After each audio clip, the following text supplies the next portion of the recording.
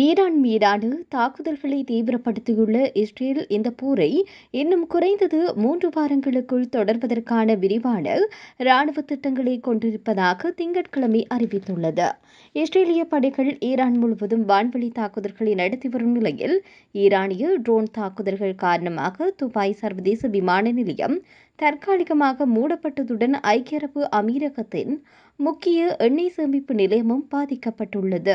America மற்றும் Israel இணைந்து Iran மீது நடத்தி வரும் இந்த போரானது தற்போது 3வது வாரமாக தொடர்கிறது. இஸ்ரேலிய ராணுவ செய்தி தொடர்பாளர் இது தொடர்பாக தெரிவிக்கின்ற போது, அடுத்த 3 வாரங்களுக்கான விரிவான செயல்பாட்டு திட்டங்கள் தயார் நிலையில் இருப்பதாகவும் அதற்கு மேலாக தொடரக்கூடிய கூடுதல் திட்டங்களும் உள்ளதாக குறிப்பிட்டார்.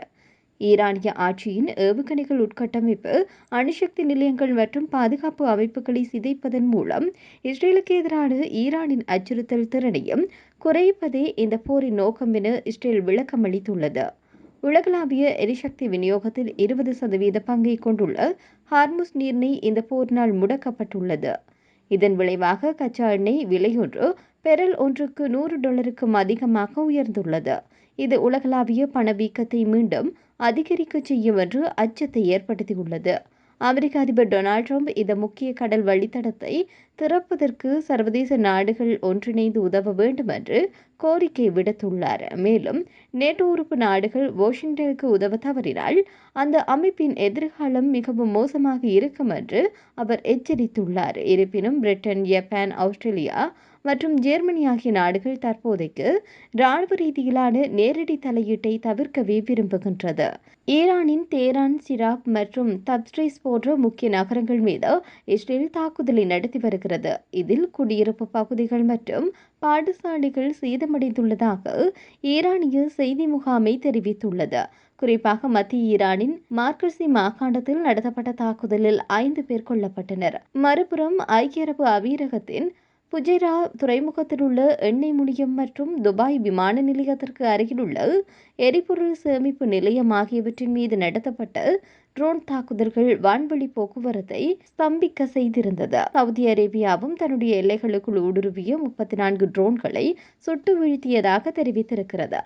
ஈரானில் புத்தாண்டு தொடங்க இன்னும் சில நாட்களே உள்ள நிலையில் நாடு முழுவதும் இணைய வசதி துண்டிக்கப்பட்டுள்ளதால் மக்கள் உலக தொடர்பில் இருந்து தனிமைப்படுத்தப்பட்டுள்ளனர். போரினால் மக்கள் மிகுந்த மன உளைச்சலுக்கு ஆளாகியுள்ளதாகவும் இந்த துயரம் எப்போது முடிவுக்கு வரும் என்று எதிர்பார்ப்பதாகவும் அங்கிருந்து வரும் தகவல்கள் தெரிவிக்கின்றது. அதே சமயம் இஸ்ரேலிய எல்லைகளிலும் ஈரானிய ஏவுகணை தாக்குதல்கள் குறித்து எச்சரிக்கும் அபாய சங்குகள் தொடர்ந்து ஒலித்துக் கொண்டிருக்கிறது. இவற்றுடன் லெபனானில் உள்ள ஹிஸ்புல்லா மற்றும் காசாவில் உள்ள ஹமாஸ் அமைப்புகளுக்கு எதிராகவும் இஸ்ரேல் தன்னுடைய தரைவழி மற்றும் வான்வழி தாக்குதல்களை தீவிரப்படுத்தியுள்ளது.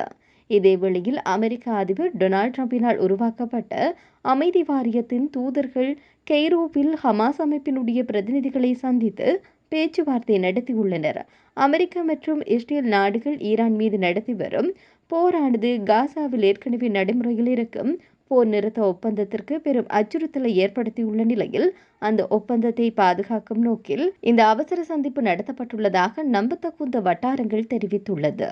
ஈரான் மீதான போர் தொடங்கிய பிறகு காசாவின் மறுசீரமைப்பு மற்றும் எதிர்காலத்தை மேற்பார்வையிட ட்ரம்பால் நேரடியாக தலைமை தாங்கப்படும் இந்த சர்வதேச அமைதி வாரியத்திற்கும் ஹமாஸ் அமைப்பிற்கும் இடையே அதிகாரப்பூர்வமாக பதிவான முதல் சந்திப்பு இதுவென்று சொல்லப்படுகிறது. இந்த வார இறுதி சந்திப்பை தொடர்ந்து காசா மற்றும் எகிப்துக்கு இடையிலான ஒரே நடைபாதை எல்லையான ராஃபா எல்லையை மீண்டும் திறப்பதாக இஸ்ரேல் ஞாயிற்றுக்கிழமை அறிவித்தது. ஈரான் மீதான குண்டுவீச்சு தாக்குதல் தொடங்கிய பிப்ரவரி மாதம் 28 முதல் இந்த எல்லை மூடப்பட்டிருந்தது. அமைதி வாரியத்துடனான ஹமாஸின் பேச்சுவார்த்தையின் நேரடி விளைவாகவே இஸ்ரேல் இந்த எல்லையை திறக்க சம்மதித்ததாக கருதப்படுகின்றது. ஈரான் போரை முன்னிட்டு காசா மீது இஸ்ரேல் விதித்துள்ள புதிய கட்டுப்பாடுகள் மற்றும் தடைகள் நீடித்தால் போர் நிறுத்த ஒப்பந்தத்தின் கீழ் தாங்கள் வழங்கிய முந்தைய வாக்குறுதிகளிலிருந்து பின்வாங்கப் போவதாக ஹமாஸ் எச்சரித்துள்ளனர். ஈரான் போர் தொடங்குவதற்கு முன்பு வரை காசாவிற்கான ட்ரம்பின் 20 அம்ச திட்டம் மத்திய கிழக்கில் அவருடைய மிக முக்கியமான வெளியுறவு கொள்கையாக கருதப்பட்டது. ஆனால் தற்போதைய பிராந்திய போர் காரணமாக ஹமாஸ் அமைப்பினரை ஆயுதங்களை களையச் செய்யும் பேச்சுவார்த்தைகள் தற்காலிகமாக முடங்கியுள்ளன. இந்த வாரம் கெய்ரோவில் இன்னும் பல கட்ட பேச்சுவார்த்தைகள் நடைபெறும் என எதிர்பார்க்கப்படுகிறது. ஹமாஸ் இந்த சந்திப்பு குறித்து அதிகாரப்பூர்வமாக கருத்து தெரிவிக்க மறுத்துவிட்டிருந்தாலும் இஸ்ரேல் தன்னுடைய பாதுகாப்பு மதிப்பாய்விற்கு பிறகே எல்லையை திறக்க முடிவெடுத்ததாக கூறியுள்ளது. ஈரான் மீதான போர் தீவிரமடைந்துள்ள போதிலும் காசாவிற்குள் இஸ்ரேல் தன்னுடைய தாக்குதல்களை நிறுத்தவில்லை.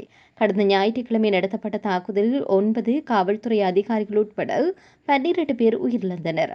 ஈரான் போரை ஒரு வாய்ப்பாக பயன்படுத்திக் கொண்டு இஸ்ரேல் தன்னுடைய முந்தைய வாக்குறுதிகளில் இருந்து தப்பிக்க முயல்வதாக ஹமாஸ் குற்றம் சாட்டுகிறது. டிரம்பின் திட்டப்படி ஹமாஸ் தன்னுடைய ஆயுதங்களை கைவிடுவதற்கு பதிலாக பொது மன்னிப்பு வழங்கப்பட வேண்டும் என்பது முக்கிய நிபந்தனையாகும்.